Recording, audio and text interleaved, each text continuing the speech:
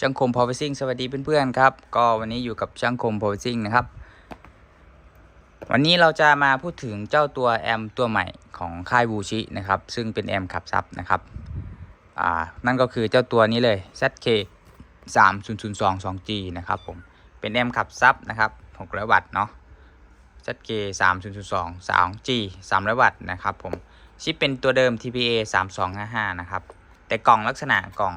ยาวกว่าเดิมนะครับถ้าเป็นตัวธรรมดา 1G นะครับธรรมดา 1G กล่องเขาจะเป็นแบบนี้เนาะอันนี้คือความแตกต่างของกล่องนะครับ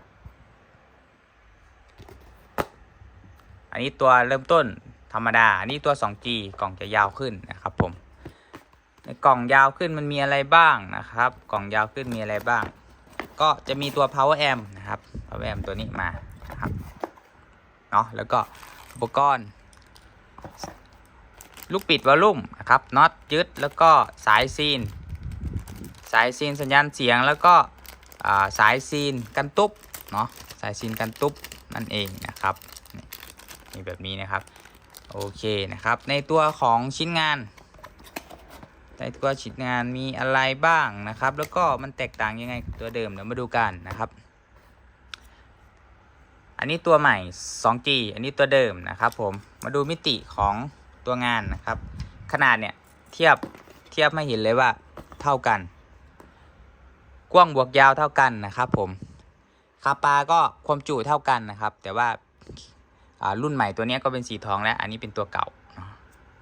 คาปาเหมือนกันลักษณะของด้านหลังจุดเชื่อมต่อเหมือนกันหมดนะครับขดลวดเหมือนกันนะครับแอลเหมือนกันพัดลมเหมือนกันเนาะพัดลมเหมือนกันลายเหมือนกันขนาดเท่ากันนะครับผมโอเคนะครับด้านหลังมีอะไรเปลี่ยนมาดูด้านหลังเนี่ยก็เป็นชื่อสัญลักษณ์จะเปลี่ยนนะครับอันนี้ก็ยังปกติจะเป็น Wuxi Audio ZK 300เนาะก่อนนี้จะเป็น Wuxi One นะครับซึ่งเปลี่ยนแต่ว่าเป็นบริษัทเดียวกันเขาเปลี่ยนชื่อบริษัทเฉยๆนะครับตัวนี้จะมีสกรีน ZK 300 2G ขึ้นมานะครับตัวบิตโมโนยังเหมือนเดิมเนาะ DC เข้าก็บอกนะครับ IL ก็บอกแล้วก็บิตสัญลักษณ์เหมือนเดิมวงจรเหมือนเดิมนะครับตัวปรับโหมดนี้ก็เหมือนเดิมนะครับของตัวเดิมจะมีแฟนบวกแฟนลบอันนี้มีตัวนี้ก็มีเหมือนเดิมนะครับแล้วก็ audio out in มีบอกเหมือนกันนะครับอันนี้เหมือนกันอันนี้เป็นเกณฑ์ตัวเกณฑ์ของ ZK 302 2G จะไม่มีนะครับจะไม่มีอันนี้จะมีเนาะอันนี้ด้านหลังในส่วนของด้านหน้านะครับด้านหน้านี้เลยด้านหน้าอันนี้ตัวใหม่นี่ตัวเก่านะครับตัว 2G เนี่ยสังเกตว่าตัวปรับเกณฑ์ขยายเนี่ยจะถูกดึงออกไปไม่ใส่นะครับจะใส่เป็นตัวกันตุ๊บแทนนะครับเป็นสายกันตุ๊บที่เขาเอาให้มานั่นแหละนะครับผมเป็นตัวนี้แทนนะครับปุ่มปรับสวิตช์พัดลมให้หมุนออโต้แล้วก็ปรับโหมดบิตโมโนยังเหมือนเดิมนะครับคาปาซิเตอร์ตรงนี้สังเกตว่าจะมีการเปลี่ยนไปแล้วเดิมเป็นของตัวนี้อันนี้เป็นตัวแบบกระป๋องมาแล้วก็มีที่ต่อสัญญาณยังเหมือนเดิมนะครับที่ต่อสัญญาณเหมือนเดิมเนาะคาปาซิเตอร์ตรงนี้หายไปเพิ่มมานะครับชิปหายไปตัวหนึ่งตัวแอมนะครับอันนี้มี2อันนี้มี1ครับปลาตรงนี้น่าจะเปลี่ยนที่กันเนาะผมว่าสลับน่าจะมีการแก้ไขวงจรเพื่อเพิ่มประสิทธิภาพให้ดีขึ้นนะแล้วก็ของตัวใหม่จะมีปุ่มเปิดปิดวอลลุ่มนี่หมุนแก๊กนึงคือเปิดปิดไว้ก็ได้นะครับจะย้ายออกมาก็ได้ตัวนี้เนาะนี่คือข้อดีนะครับผมแล้วก็ผมดูรายละเอียดเบื้องต้นเขามีการปรับปรุงรายละเอียดค่อนข้างจะเยอะนะครับใครมีโอกาสก็ลองซื้อตัวใหม่ไปใช้ดูนะครับทั้งในเรื่องการตุ๊บก็ดีในเรื่องเบสก็ดีในเรื่องน้ำหนักเสียงก็ดีนะครับผมมีการปรับปรุงครับในส่วนของโลโก้ด้านหน้าตัวใหม่จะเป็น Wuxi One เนาะอันนี้จะเป็น Wuxi Audio นะครับซิงค์เหมือนเดิมเหมือนกัน รับไฟได้เหมือนกันนะครับผมมีอะไรแตกต่างอีกขนาดเท่ากันเป๊ะปรับปุ่มโหมดโน่นนี่นั่นเหมือนกันนะครับโอเคก็ถือว่าปรับปรุงออกมาได้ค่อนข้างที่จะเยอะสำหรับคนที่แบบต้องการเปิดตัวpower ตัวนี้ทีหลังเนาะแบบว่าไฟวิ่งเข้าไปแล้วยังไม่ต้องทำงานนะครับก็สามารถที่จะย้ายวอลลุ่มตัวนี้ออกมานะครับแล้วเอาไปไว้บนเพจได้นี่ก็ดีนะครับผมมองว่าดีมากเนาะเผื่อบางคนจ่ายไฟเข้าแล้วไม่อยากให้มันเปิดเลยก็ย้ายวอลลุ่มตรงนี้ไปหรือว่าเปิดปิดตรงนี้ได้นะครับผมในส่วนเรื่องน้ำเสียงเนี่ยผมยังไม่ได้เทสนะครับผมยังไม่ได้เทสอันนี้มารีวิวให้เพื่อนๆดูว่าความแตกต่างมันมีอะไรบ้างนะครับมันน่าสนใจหรือเปล่าส่วนราคาที่ได้มานะครับได้มาจากตัว Shopee หลังโค้ดส่วนลดก็อยู่ที่700หน่อยๆนะครับ700กว่าบาทนะครับส่วนใครสนใจที่จะสั่งซื้อนะครับผมแอดลิงก์วิดีโอไว้ให้แล้วนะครับในหน้าวิดีโอนั่นเองมันจะมีลิงก์ผลิตภัณฑ์อยู่นะครับลองกดดูนะครับก็จะมี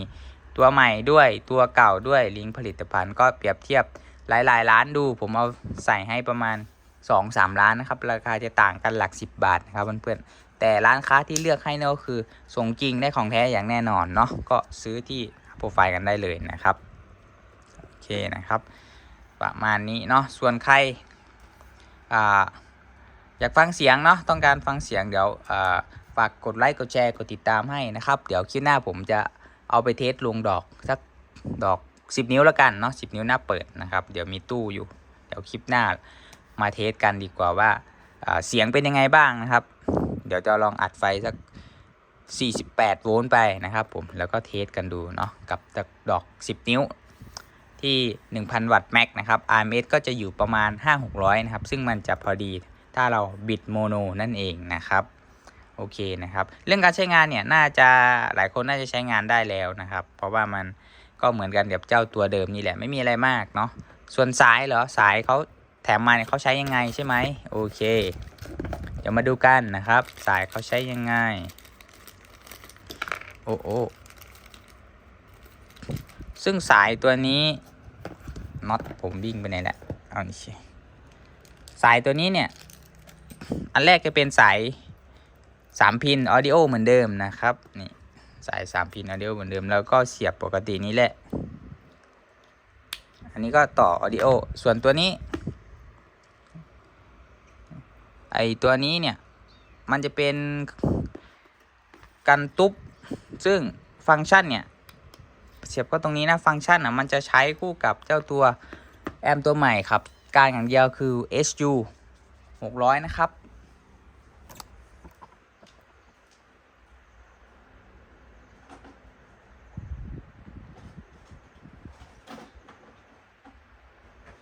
โอเคซึ่งมันจะเป็นแอมตัวนี้ซึ่งมันมีช่องต่อให้อยู่นี่นะครับช่องต่อตรงเนี้ยที่เขาเพิ่มมาเนี่ยตรงเนี้ยที่เขาเพิ่มมานะเพื่อนซึ่งช่องต่อเนี่ยมันก็จะเอาลงตรงนี้เลยฟังก์ชันเพิ่มนี่ซึ่งออกแบบเขาอัปเกรดมาพร้อมกันแหละนี่มันจะต่อจุดนี้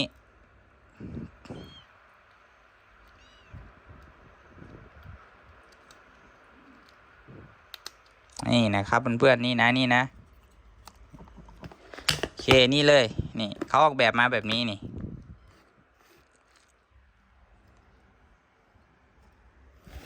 นะครับเขาออกแบบมาแบบนี้นี่ออกแบบมาเพื่อเจ้าตัวนี้เลยขับกลางข้างละ300 วัตต์ขับซับ600 วัตต์เขาออกแบบมาเป็นคู่มันนี่ลงตัวนะครับนี่ลงตัวแบบนี้เลยสั่นการต่อเนาะนี่นะครับมันมีช่องเสียบนะนี่ช่องเสียบของเขามันจะพอดีเลยสำหรับแอม2 ตัวนี้นะครับใครอยากจับคู่นี้เดี๋ยวผมติดตะกร้าให้นะครับติดตะกร้าให้เลยใครอยากจับคู่นี้นะครับผมนี่มันจะเป็นแบบนี้เลยแจ๋วเสียงกลาง300 วัตต์ต่อข้างนี่ก็คือสุดแล้วนะครับเพราะว่าดอกมันจะรับไม่ไหวนะครับแล้วก็มีคู่นี้ออกมานี่เก็บสัญญาณให้กันตุ๊บกันเติบมี ก็จะเอาย้ายไปบนแผ่นเพจเลยแนะนำทั้งหมดเนี่ย6 รู6 วอลลุ่มนะครับประมาณนี้เลยนะครับเพื่อนๆโอเคนะครับก็คลิปนี้ประมาณนี้แหละเนาะวิธีการต่อใช้งานทั่วไปนะครับก็เดี๋ยวไปเทสฟังเสียงกันในคลิปถัดไปยังไงก็ต้องฝากกดติดตามมันก่อนนะครับจะได้แจ้งเตือนแล้วกดกระดิ่งให้ด้วยนะมันจะแจ้งเตือนเลยถ้าผมไปเทสนะครับผมโอเคยังไง